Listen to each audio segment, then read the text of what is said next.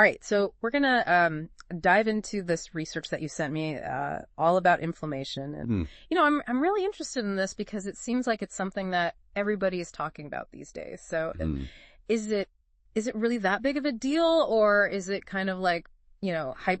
What's the deal? Well, it can definitely be a really big deal. Inflammation is actually your body's natural defense mechanism. So, if you get a cut or, like a sprain or something like that, inflammation is there to help protect it and heal it and all of that. And that's called acute inflammation. And that's a good thing. Okay, so acute inflammation is our friend. Right. But what about chronic inflammation? That's what I've heard is like the real trouble lately. Exactly. Chronic inflammation, you can think of it like a fire alarm that won't shut off. So it's basically your immune system just stuck in overdrive, like constantly sending out these inflammatory signals, even when there's no real threat. And over time, that constant state of alert, it can damage tissues and organs, right? Lead to an increased risk of, some pretty serious health problems. Yeah. This research that you sent mentions some pretty serious conditions linked to chronic inflammation. We're talking heart disease, arthritis, even Alzheimer's. Is that really a thing? It is. And what's fascinating is scientists are really starting to understand the role that chronic inflammation plays in a lot of different diseases. And it's kind of like this common thread that connects a lot of seemingly unrelated conditions. Okay. So if chronic inflammation is the fire, what can we do to kind of put it out? And your research stack here focuses on both supplements and kind of like natural remedies. So where should we even begin? Well, one of the most powerful weapons in your arsenal is actually something that you probably already have in your kitchen, and that's turmeric. Oh yeah, turmeric. I love using it in my cooking. It gives everything such a beautiful golden color. But how does it actually work to fight inflammation? So the key ingredient in turmeric is called curcumin. And curcumin works by blocking a molecule called NF-κB, which is kind of like this master switch for inflammation. So if you think of NF-κB like a conductor leading an orchestra of inflammatory molecules, curcumin steps in and basically tells the conductor to put down their baton. So it's essentially silencing the inflammatory response. Okay, I'm starting to see why curcumin is getting so much buzz these days. But I've also heard that it needs a little help to be absorbed properly. Something about black pepper. Right, so black pepper contains a compound called piperine. Okay. And piperine is like a VIP escort for curcumin. So curcumin on its own is actually poorly absorbed by the body. But when you combine it with piperine, it's like giving it that backstage pass. So basically, piperine inhibits certain liver enzymes that would normally break down the curcumin, allowing more of it to get into the bloodstream and reach its target. So it's like a dynamic duo, like curcumin does the heavy lifting, and then piperine makes sure it gets to where it needs to go. That's a great tip for anyone using turmeric. Don't forget the black pepper. Right. Small additions can make a big difference. Now, another powerful tool in the fight against inflammation is omega-3 fatty acids. I know omega-3s are supposed to be good for you, but I'm always confused about where to get them. Fish oil, flax seeds, what's the deal? Yeah.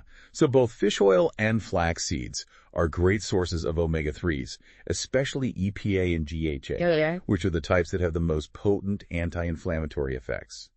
So when we consume omega-3s, our bodies convert them into these specialized pro-resolving mediators, or SPMs for short. SPMs, that sounds intense. What do they do? Yeah, so SPMs, you can kind of think about them as like the peacekeepers of the inflammatory response. Yeah.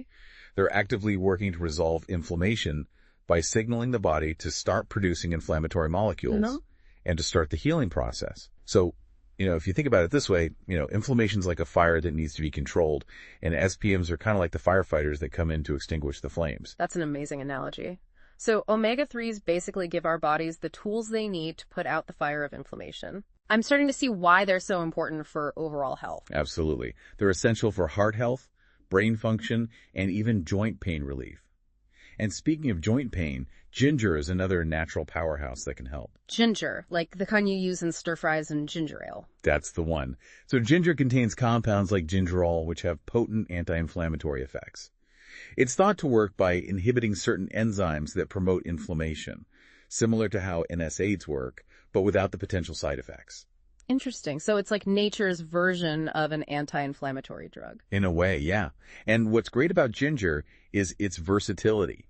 You can incorporate it into your diet in so many ways, through teas, smoothies, stir fries, or even just ginger chews. I love that. It's all about finding ways to make healthy habits enjoyable and sustainable. Speaking of things we might already have in our kitchens, what about garlic? I've heard it has some amazing health benefits. Right. Garlic is definitely a superstar in the world of natural remedies. So it contains a compound called allicin, which has potent anti-inflammatory and antimicrobial properties. So it fights inflammation and helps ward off infections. That's impressive. It is. And research suggests that garlic may even have a positive impact on heart health by helping to lower blood pressure and cholesterol levels. Wow. Okay, so we've talked about turmeric, omega-3s, ginger, and garlic. Are there any other natural remedies that can help tame the flame of inflammation? Oh yeah, there's so many. One that's often overlooked is boswellia. Boswellia, I'm not familiar with that one. What is it and how does it work? So boswellia is extracted from the resin of the Boswellia serrata tree, which is also known as Indian frankincense. Okay. It's been used in traditional medicine for centuries, and modern science is now catching up, confirming its potent anti-inflammatory properties. It works by inhibiting the production of inflammatory molecules, particularly leukotrienes, which are known to contribute to joint pain and inflammation. So it's like a natural pain reliever specifically for joints. Exactly. And research suggests that boswellia may be particularly helpful for conditions like osteoarthritis and rheumatoid arthritis. It's often compared to NSAIDs in terms of its effectiveness, but with fewer potential side effects. That's really encouraging for people who are looking for natural alternatives to manage their joint pain. Okay, I have to ask about something I've been hearing a lot about lately, vitamin D. I know it's important for bone health, but what does it have to do with inflammation? Right, that's a great question. So vitamin D actually plays a crucial role in regulating the immune system. Okay.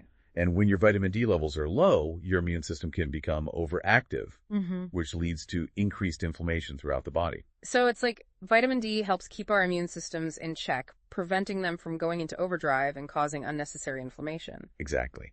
And studies have shown that vitamin D deficiency is linked to a wide range of inflammatory conditions, including autoimmune diseases, heart disease, and even cancer. Wow. That's a pretty compelling reason to make sure we're getting enough vitamin D.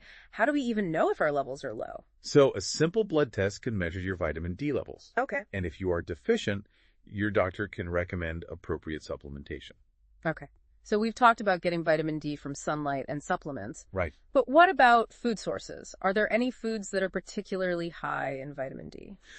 Unfortunately, very few foods naturally contain high levels of vitamin D. Fatty fish like salmon, tuna, and mackerel are good sources, as are egg yolks. Okay. But for most people, supplementation is often necessary to achieve optimal levels, especially during the winter months when sunlight exposure is limited. Good to know. Now, before we move on to the next topic, I want to touch on one more supplement that caught my eye in your research, magnesium. I know it's important for muscle function, but how does it relate to inflammation? Sure. Magnesium is involved in over 300 biochemical reactions in the body, including regulating inflammation. It helps to calm the nervous system, relax muscles, and reduce the production of inflammatory molecules. So it's like a multitasking mineral that helps keep everything in balance. Exactly. And magnesium deficiency is surprisingly common, especially in people who are stressed or eat a highly processed diet. So how can we make sure we're getting enough magnesium? Leafy green vegetables, nuts, seeds, and dark chocolate are all good sources of magnesium. Yeah. But again, supplementation may be necessary for some individuals, especially those with chronic inflammation or magnesium deficiency. Okay, this is all super helpful. We've covered a lot of ground already, from turmeric to magnesium, but we've only scratched the surface of what's in this research stack. What else do we have to look forward to in this deep dive? Well, we've talked about specific supplements, Right. but we haven't even touched on the power of lifestyle changes, like diet and exercise, to combat inflammation. Right, those are huge pieces of the puzzle. I'm excited to dig into those in part 2 of our deep dive. Welcome back to our deep dive into reducing inflammation. I'm ready to keep going. We've talked about some amazing supplements, but I know there's like a whole other world of natural remedies to explore. So let's dive into that. Yeah, and when it comes to natural remedies, it really doesn't get much more fundamental than what you eat every single day. Okay, so let's talk about the anti-inflammatory diet. We touched on some specific foods in part 1, like turmeric and ginger. Right. But what are kind of the general principles behind this way of eating? So the key is to focus on whole, unprocessed foods that are rich in antioxidants and nutrients that can really help to fight inflammation. So lots of fruits and vegetables, whole grains. Exactly. Think like vibrant, colorful foods Okay. that are packed with vitamins, minerals, and phytonutrients. Leafy greens, berries, cruciferous veggies like broccoli and Brussels sprouts, fatty fish like salmon and sardines. Those all sound delicious. What about things that we should avoid? Yeah, so the main culprits to watch out for are processed foods, sugary drinks, and unhealthy fats. So, these types of foods tend to really promote inflammation in the body. So things like packaged snacks, soda, fried foods. Exactly. These foods often contain high amounts of refined sugars, unhealthy fats, and artificial ingredients that can disrupt the delicate balance in our gut microbiome and contribute to inflammation. Okay, I'm definitely seeing a pattern here. Eating real food is key. Now let's talk about another lifestyle factor that's often linked to inflammation, and that's stress. I know that chronic stress can take a toll on our health, but how does it actually contribute to inflammation? So when we experience chronic stress, our bodies release a hormone called cortisol. Correct. And, in small doses, cortisol is actually helpful. Right. It helps us respond to challenges and keeps us alert and all of that. But when cortisol levels remain elevated for prolonged periods, it can trigger inflammation throughout the body. So it's like our bodies are constantly in fight or flight mode. Right. And that's taking a toll on our overall health. Exactly. And that chronic inflammation, as we've talked about, is linked to a whole host of health problems. So what can we do about it? I'm feeling stressed just thinking about all the stress in my life. Well, the good news is there are lots of effective stress management techniques that can really help lower cortisol levels and reduce inflammation. Okay. Things like meditation, deep breathing exercises, yoga, spending time in nature. All of these things have been shown to have a really positive impact. Those are all great suggestions. I've personally found that yoga and meditation can be so helpful for managing stress and finding a sense of calm. Yeah, and it doesn't have to be complicated. Right. Even just taking a few minutes each day to just focus on your breath or to just relax and unwind, it can make a big difference. Okay, so we've talked about diet and stress. What about exercise? I know it's good for us in general, but how does it specifically help with inflammation? So regular physical activity can actually help lower inflammatory markers in the body. When you exercise, your muscles release anti-inflammatory substances, and your body becomes more efficient at clearing out those inflammatory molecules. So it's like exercise helps our bodies flush out the bad stuff. Exactly. And it doesn't have to be intense workouts. Right. Even moderate intensity exercise like brisk walking, swimming, or dancing can have a significant impact. I love that. It's all about finding activities that we enjoy and can stick with long term. Now, I have to ask about something that's near and dear to my heart: sleep.